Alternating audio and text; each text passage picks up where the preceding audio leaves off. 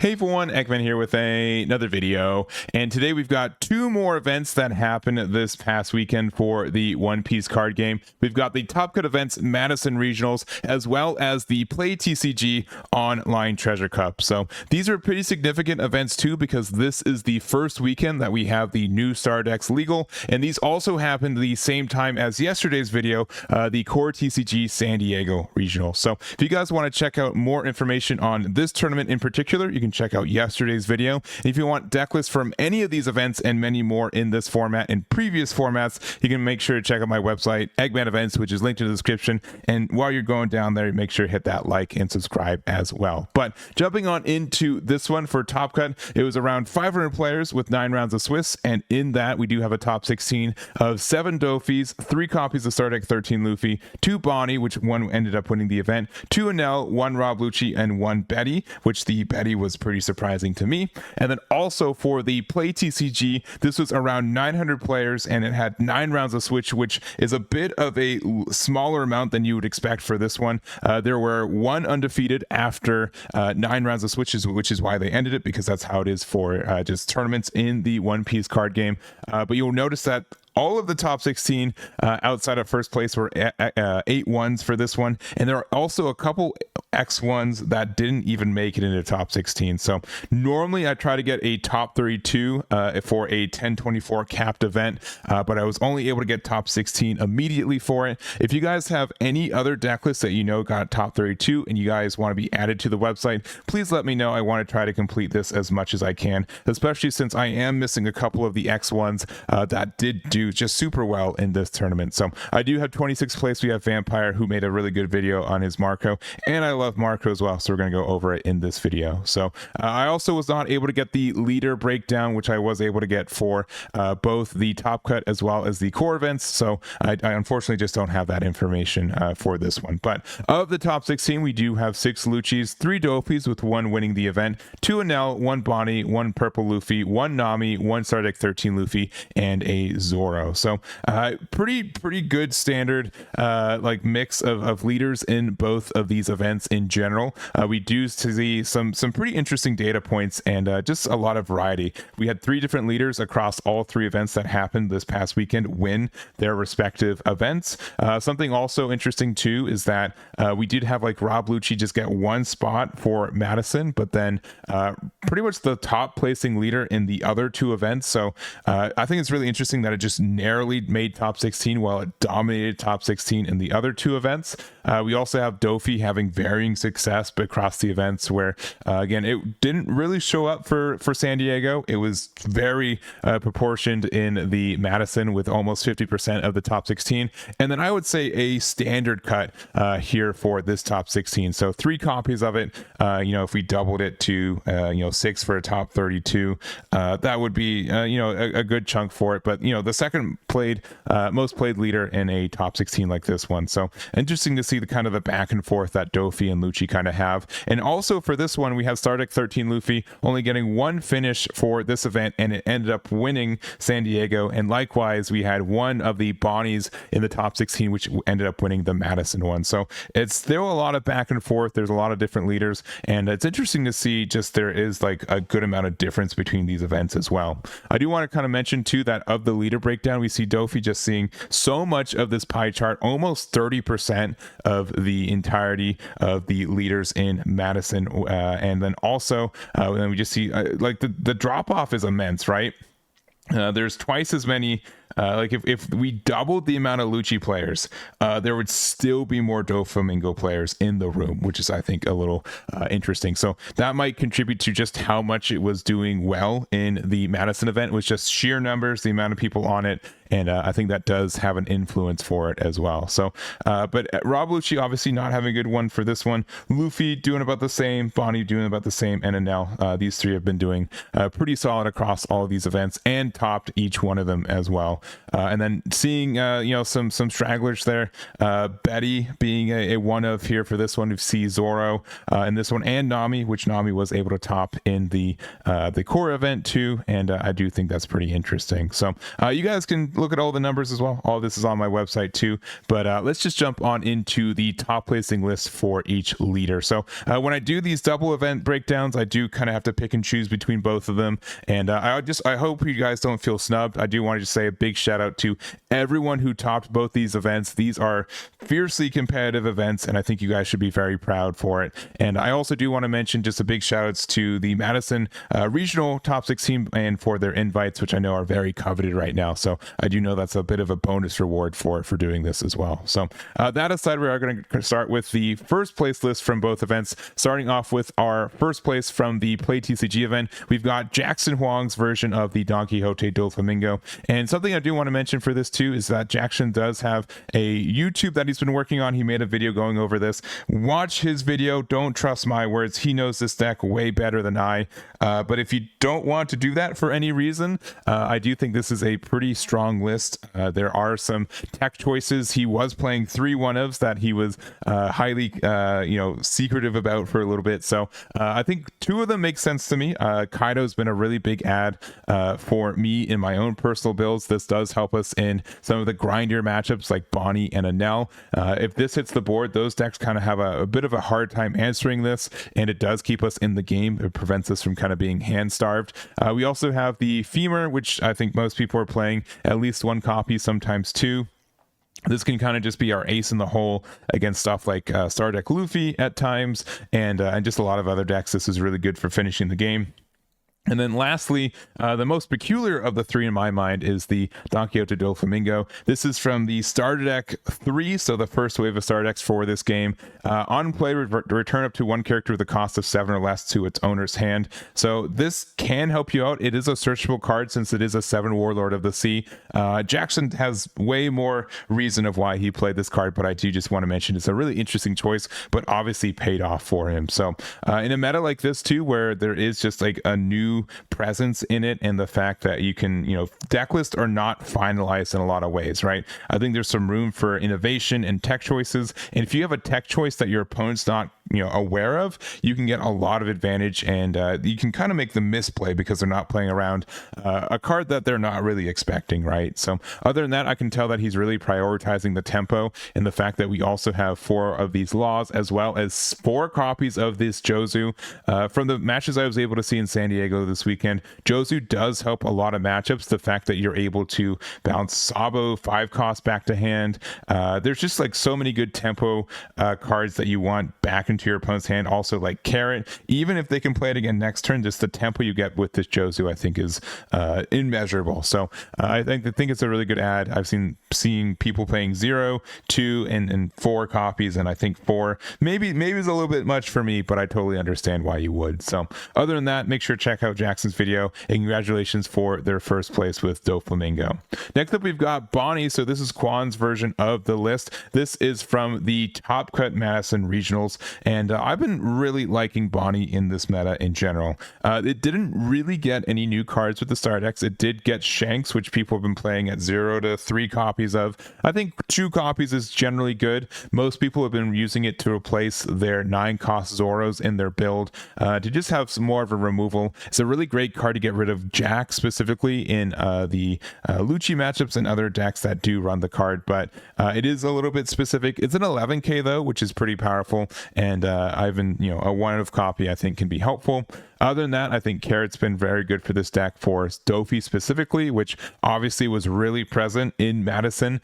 So having a card like this to help you buy some extra turns, get to your late game more successful, I think helps out the deck a lot as well. Other than that, we are running both searchers, which I think most people are doing right now, of Bonney and Baby 5.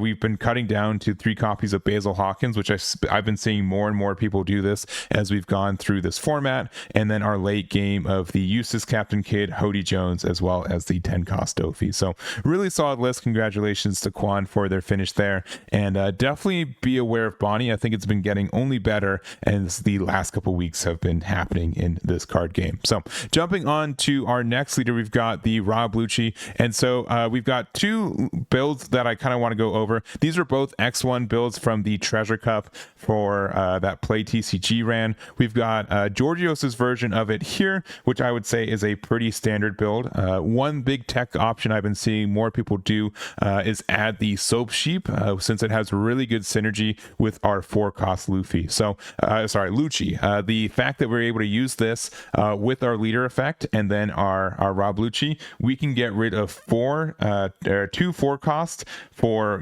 2 cards in our hand and our leader swing. So that's really good tempo. Obviously, Dofi plays almost exclusively 4 costs in their deck, so that double removal is really nice for those situations. So I've been seeing people bounce from like 0 copies to 4. I think 2 is the good sweet spot for it. It is also searchable because it is a Cypher Pull card, and I think is a good ad for this format. Also seeing like the one of ad of the Hina, which I think is really interesting, and in general I think this deck is still very, very solid, and really still surprised. I'm really surprised that we only had 1 copy in Madison get into their top 16. So otherwise, we also do have the other version. We have Andyroo, which he does have this really neat tech option. He's got a couple tech options, but one I've been seeing a little bit more often is the Uta. So if this is from Stardeck 8, the original black leader, black Luffy starter leader. And so this card is unique in the fact that it has this character cannot be KO'd in battle with leaders. So your opponent can't just attack their leader into it. And also activate main, you may rest this character, give up to one of your opponent's characters -2 cost during this turn. So this kind of is what like the stage that we lost in this lobby. I've seen a lot of people play this instead. Just the fact that you get this constant -2, your opponent can remove it, but it's still a little bit awkward. And the only issue is that it doesn't have counter. If this is like a 1K, I think a bunch of people would be playing it right now, and I get why it doesn't, but it's a little bit clunky at times. But the cost reduction with it, I think, is invaluable too, and it's a little bit tricky to get rid of, right? Your opponent can bounce it back to your hand with like Dofi stuff, but at the same time, the fact they just can't simply attack a 5K leader into this 3K body does make it a little bit trickier to get out of. So we do also have the Kakus, which both decks ran. Obviously, attack with leader and then give something -1. This Kaku can get rid of a 4 cost, which again, as we've mentioned, is really present in this meta. So I think that's good. We see one Monkey.D.Luffy to help us answer cards such as like the Sabos and stuff, and kind of go for game, and then just kind of the generic stuff from there. So we also do have Soap Sheep in this one, which again I think is a really good addition to this deck right now. So again, these are both of our builds from Georgios and Andyroo. Congratulations for their X1 finishes with Lucci this weekend. Next up, we've got Enel. So this is Trevon's version of the build. Enel's been better than I've been expecting for this format in general, and I won't defend me thinking it wasn't. I was strictly wrong on that one, but I have been seeing a good amount of variance. I think one of the biggest things for this deck, though, is our interaction with the Nami, being able to get rid of a lot of key cards on tempo. Also give us something to do with our 5 or 6 dawn turns, since sometimes Enel just really didn't have anything to do during those turns. Rocket Luffy as well. I am really surprised to not see Gedatsu, which was a pretty common card when looking at the San Diego list, but I kind of understand, like, you do only need like 8 spots reduction of removal, so Luffy and Nami generally get that, and they also have trigger effects where Gedatsu doesn't. So I think that's fine for the deck, but it was really interesting. We also are still on the Shirahoshi for this build. I've been seeing a lot of people play the Bonney instead of the new 3-drop from OP08.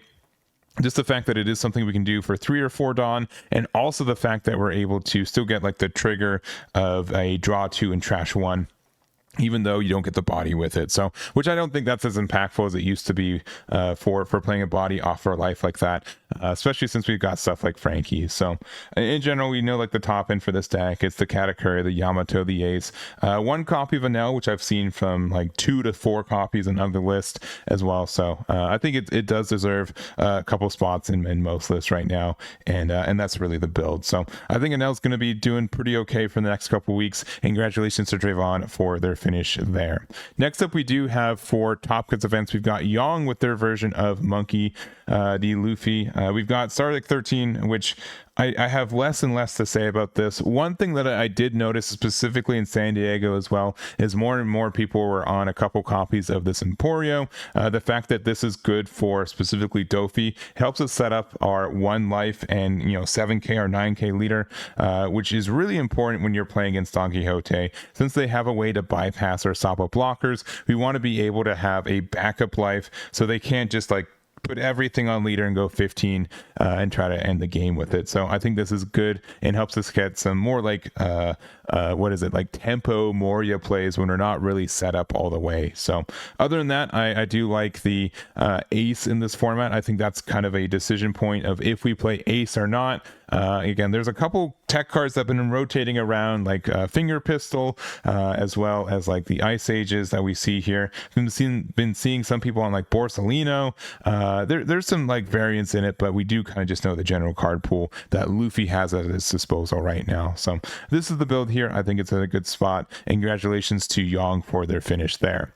Next up, we've got some exclusive play leaders. So these are from the Treasure Cup and their top 16. We've got Purple Luffy, which did end up getting first place in the San Diego regionals during Swiss, and then unfortunately had a rough matchup in top 32. But this is Curly's version of the build, and this is similar in the fact that most of the builds I've been playing at Purple Luffy didn't have this Magellan in it, and from what I've seen this past weekend, I think Magellan is a staple still for this one. Poly we might not have as much room for, but we do for this one. It does ramp us and get rid of a 4 cost, which again, 4 cost is the really important removal number for this meta right now, so that does help us, though it is potentially a little bit slow. But it is really interesting to see just how much we are using of the Straw Hat package. We're only playing 2 copies of Luffy for this one. We also have like a 3-2 split of Kaido and Linlin. Most people I've been seeing are doing more of the Linlin than the Kaido, and then we're just not like playing the Nami.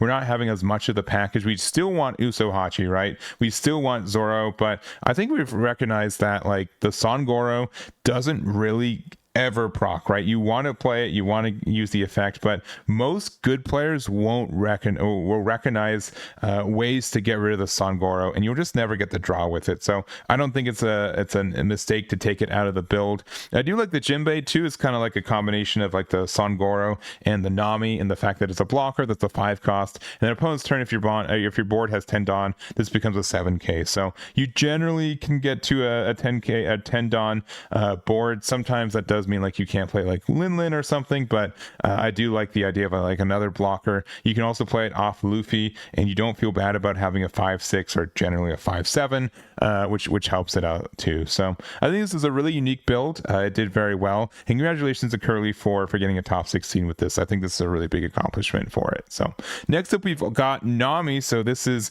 Fat Boys TCG based on their ID for it. Nami, I would not expect to do well in this weekend, and it topped 2 of our 3 events. It did get only 1 in each one of those, but I do think that a lot of people are saying, Dofi's going to be really present. It's the best deck, the most present leader in the game, and we've kind of shown that based off the 2 events that we do have data for, right? And so because of that, we're going to have a hard time being able to play Nami because it has such a rough matchup. But interesting, I do see like we are running the 7-drop Croc. I do recognize that this is a really good card for the Dofi matchup because they generally can't get rid of this. Not everyone's playing Red Rock. Gravity Blade can't touch this card. Jozu can't touch this card. And if you can just play this and feel safe about it, you get a lot of free advantage by just attaching 1 Dawn to this Crocodile. So blue event cards in your hand cost 1 less to play. That means you get so much more rotation with you. You can be a little bit greedy with like your Sanji's Pilafs. All of your 1 cost events cost 0 now. All your 2 cost events cost 1. And that just means you can be really proactive with like your Kaya plays, with your Marguerite plays, and I think it's a good add. So I think it's a good adaptation to what the board looks like. I haven't tested this deck, obviously, with the Dofy matchup, so that'd be something I'd be interested to try and see if it really does help what that can be. So I think Nami's still not too surprised it's topping in general, but I think it's maybe a little bit more present than I thought it would. I thought like one event would get one Nami through it, so the fact that of the 3 events, 2 of them topped, I think that's a little bit above what I thought it would be doing. So anyways, here's the list from Fat Boys. Congratulations for their top with Nami. And then to start wrapping it up, we've got 3 more builds, and these are more unique ones as well. So we've got Betty. Every time I make a tier list, every time in the last, when did Betty come out? OP04?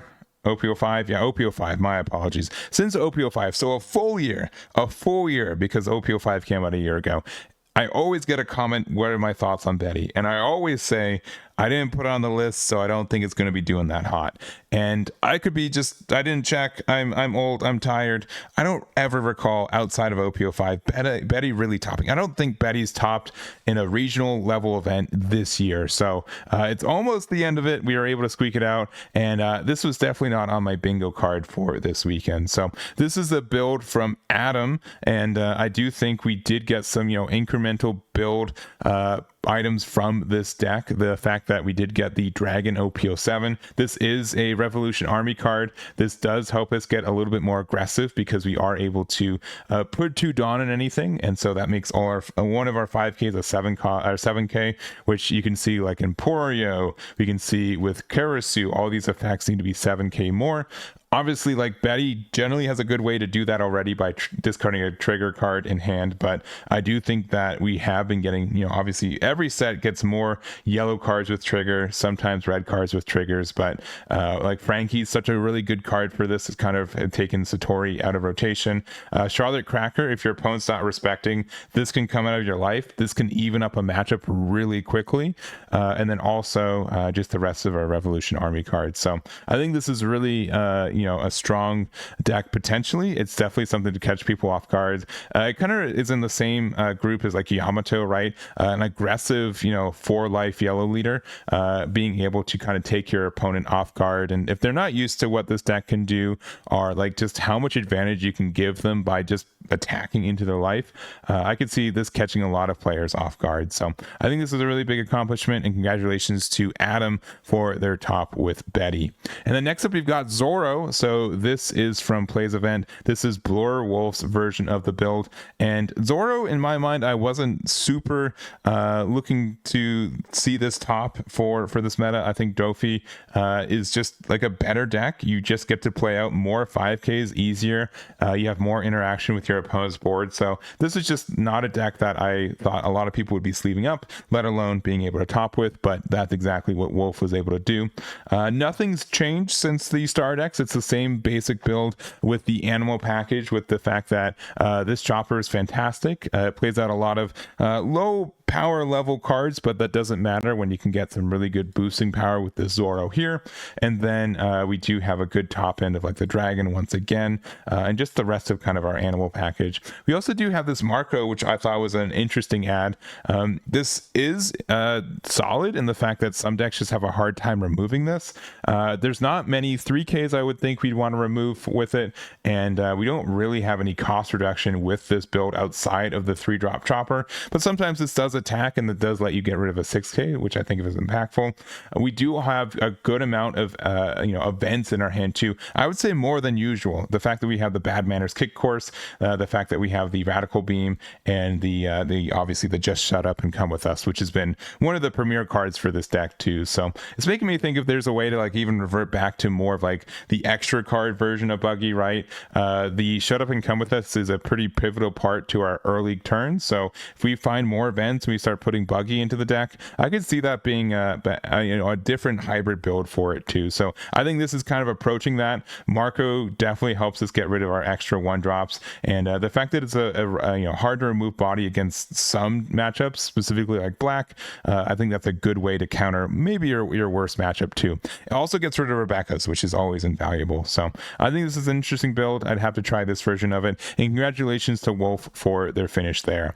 And then to wrap it up, that was all of our top 16. We do have one in the top 32 for the play event. Again, if you did get top 32 and you want your deck list on the website, please let me know, especially if you got X1. I do want to get you guys on the website at least. But Marco's been one of my favorite decks in this meta, and it did get a good amount of support with the new star decks. Inherently, it did get the 5-drop Ace as well as the 7-drop Newgate.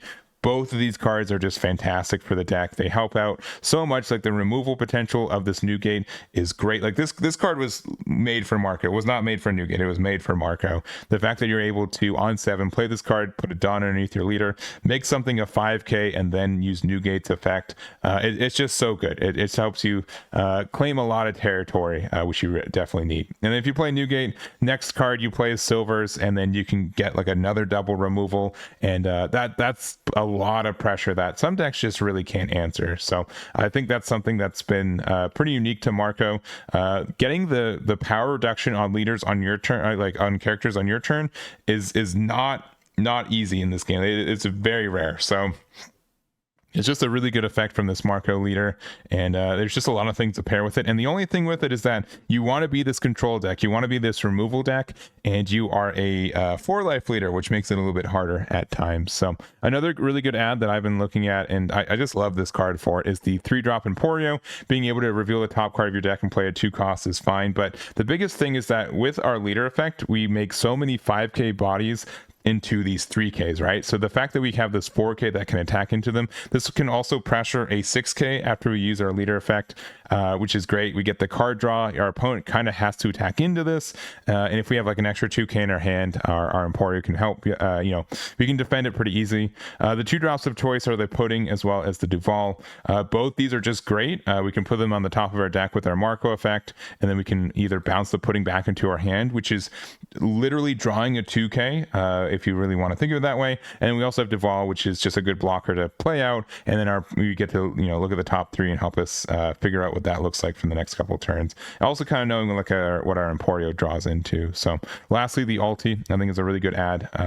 This card's always read like cracked, right? The fact that you get to draw a card, you know what card it is, you get to look at the top 2 cards of your deck. This card is very good, very, very good, and there's just never been a leader to take advantage of it. So I think Marco can definitely do that, and it has its own strengths as well. So other than that, I don't have much more to say. I really like this deck. I really want a build of Marco to come out of this format that we have, and I think it's a really big accomplishment for Vampire to do that. So if you haven't checked out his video too, he's got way more insight than I have of deck choices and as well as matchups, and make sure to follow him and check out his video. You won't regret it either. So that's going to be it for this one though. I really do appreciate you guys hanging out and checking these out. If you made it this far and you're not liked and subscribed, you should do so, because apparently you do like the video, so you better subscribe as well.